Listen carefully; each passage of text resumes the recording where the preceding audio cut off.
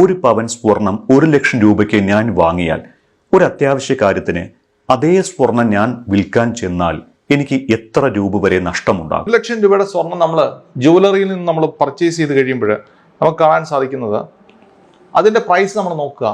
1,00,000 രൂപ നമ്മൾ സ്വർണം 1,00,000 രൂപയുമായിട്ട് നമ്മൾ ജുവലറി പ്രവേശിക്കുന്ന ഒരാളെ സംബന്ധിച്ച് അവർക്ക് ഒരു 20% പണിക്കൂലിയോ അല്ലെങ്കിൽ അതിന്റെ കിഴിവോ അല്ലെങ്കിൽ തേയ്മാനോ നമ്മൾ പരിഗണിക്കാം.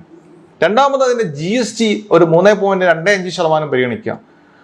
അങ്ങനെ നമ്മൾ പരിഗണിച്ച് നമ്മൾ പുറത്തേക്ക് ഇറങ്ങുമ്പോൾ നമ്മുടെ കയ്യിലുള്ള ആസെറ്റ് അല്ലെങ്കിൽ 1,00,000 രൂപ കൊടുത്ത് വാങ്ങിയ യഥാർത്ഥ ഗോൾഡിന്റെ വാല്യൂ അല്ലെങ്കിൽ ഗോൾഡിന്റെ തൂക്കം എന്ന് പറയുന്നത് 76,750 രൂപയുടെ ഗോൾഡ് ആയിരിക്കും നമ്മുടെ കയ്യിൽ ഉണ്ടാകുന്നത്.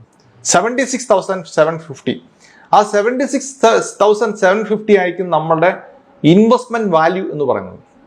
നമ്മൾ തിരിച്ചു കൊടുക്കുമ്പോൾ GST കിട്ടില്ല. തിരിച്ചു കൊടുക്കുമ്പോൾ നമ്മൾ തേയ്മാനം പരിഗണിക്കും, പണിക്കൂലി കൺസിഡർ ചെയ്യില്ല. അവിടെയാണ് നഷ്ടം ഉണ്ടാകുന്നത്. അവിടെ അങ്ങനെയാണെങ്കിൽ ഈ 76,750 രൂപ തിരിച്ച് 1,00,000 ആകാൻ ഏറ്റവും കുറഞ്ഞത് ഗോൾഡിന്റെ ശരാശരി വളർച്ചയനുസരിച്ച് 4 വർഷം എടുക്കും നമ്മൾ ഇട്ട കാശ് തിരിച്ചു കിട്ടാൻ വേണ്ടി. അപ്പം ഗോൾഡ് ഓർണമെന്റ്സ് ആയിട്ട്, ഗോൾഡ് ആഭരണം എന്നുള്ള നിലയിൽ നല്ലതാണ്. പക്ഷേ ഗോൾഡ് ഒരു നിക്ഷേപം എന്നുള്ള നിലയിൽ ആഭരണങ്ങൾ വാങ്ങിക്കൂട്ടുന്നത് മണ്ടത്തരമാണ് എന്ന് തന്നെ പറയാം.